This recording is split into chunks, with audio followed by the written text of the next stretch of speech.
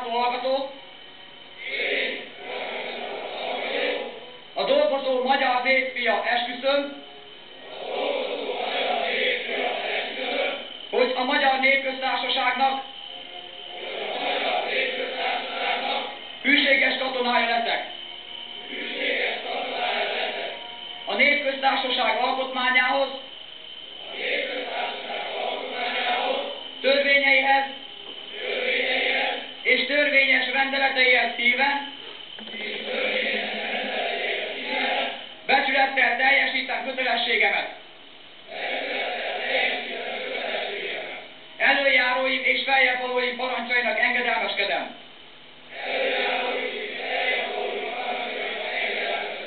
Esküszöm, hogy hazámat, a Magyar Népköztársaságot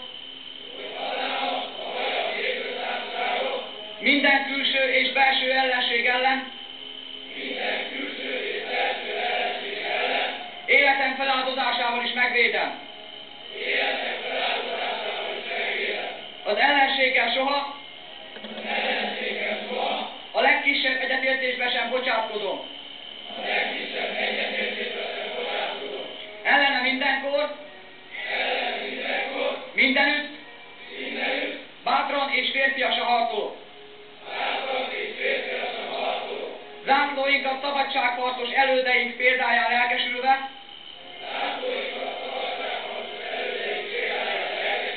győzelemre viszem. Parancsnokaimat, zászlóinkat, elvtársaimat megvédem,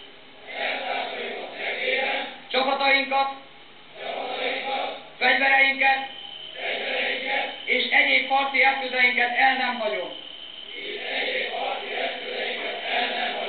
A katonai ismereteket elsajátítom.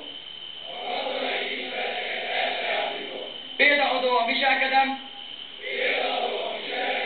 és a fegyelmet minden törvényes eszközzel fenntartom. Alárendeltjeimről legjobb tudásom szerint gondoskodom, őket öntudatos hazafiakká és a népek szabadságának harcosává nevelem. A fegyveres erők vagyonát és más népi vagyont megőrzöm és megőriztetem. A szolgálati és államtitkot híven megtartom. Békében és háborúban egyaránt, népünk igaz fiához méltó módon viselkedem,